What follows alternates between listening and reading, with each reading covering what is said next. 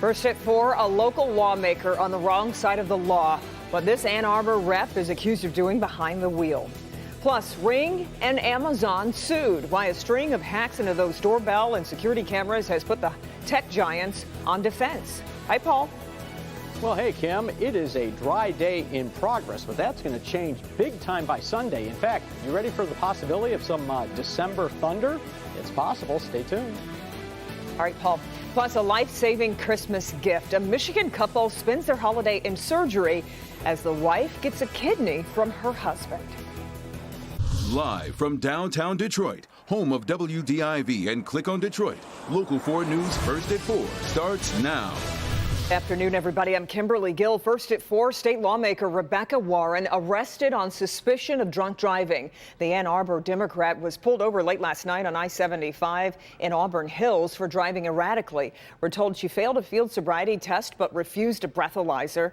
The 48-year-old was being housed at Oakland County Jail and was expected to be released sometime this afternoon. She has not yet been charged. Warren was elected in 2018. A Macomb County official is speaking out after the recent toxic discovery on I-696. Public Works Commissioner Candace Miller says the green ooze found on the freeway in Madison Heights is, quote, life-threatening and terrifying. We've learned the ooze is the chemical hexavalent chromium, which gained notoriety in the film Erin Brockovich. An electroplating business that's now abandoned is the source of the chemical. Miller says the chemical has the potential of making it all the way to Lake St. Clair and potentially into the drinking water supply. She's calling for immediate action from local and state leaders, and we are also expecting new test results at any moment. We'll have the latest coming up on the news at 5. The traffic shift on I-75 in Oakland County is happening right now. The northbound lanes between 13 Mile and Coolidge are shifting to new pavement, with the first lane expected to open by tonight. And then come Tuesday, all northbound traffic will be using the new lanes. And while that's good news, there is a catch. I-75 southbound will be going down to one lane until Tuesday night. As of today, you must be 21 or older to buy any tobacco products in the United States, and this includes all vaping products. This is according to the FDA. President Trump signed the law last week. Time now for our first look at the forecast. Let's get over to Paul. We've got another unseasonably mild day for December, and I'm not complaining, Paul. No, it's cooler than yesterday, that's for sure, but we're still above average. We've just cooled from well above average to just above average.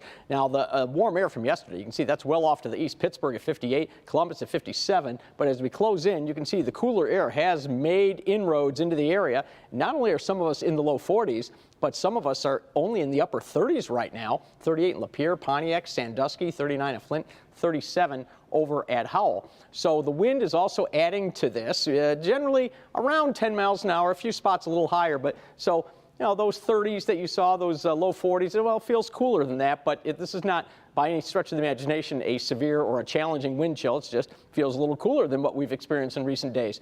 So as we move through the evening hours, the cloud cover we have should start to scatter out somewhat. So we'll call it partly cloudy through the evening. It's going to be dry. That's the important thing.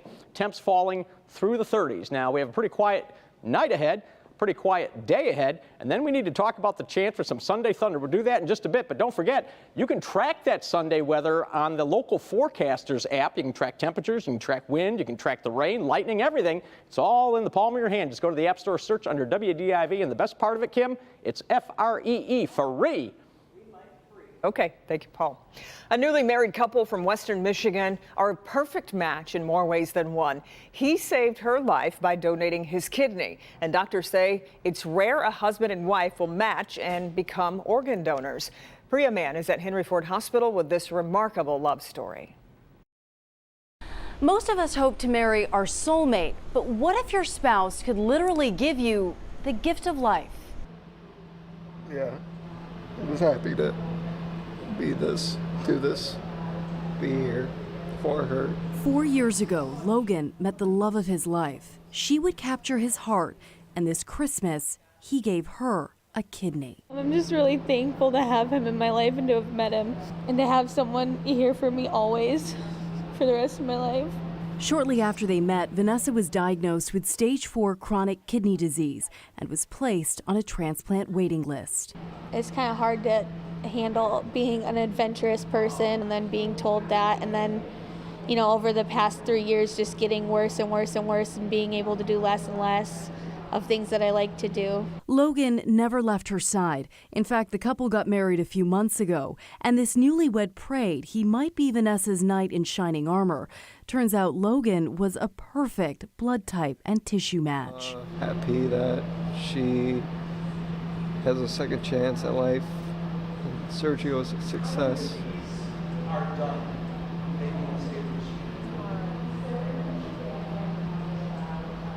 Tears of happiness Sorry. and relief.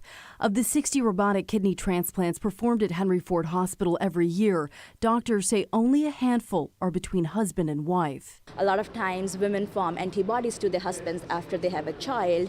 In their case, they still hadn't had children, so they were able to match, and it was great. This couple keep overcoming the odds, finding strength from one another. It's a really hard road for anybody, like, to have to go through any type of transplant. If you know anybody, just support them any way you can. It's important to not give up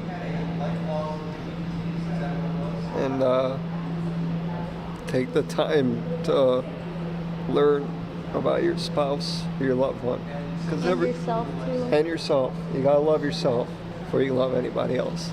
This was a match made in heaven. Reporting from Henry Ford Hospital, I'm Priya Mann, Local 4. True words, Priya. And the couple is hoping you'll be moved to become an organ donor and join the registry. Great story.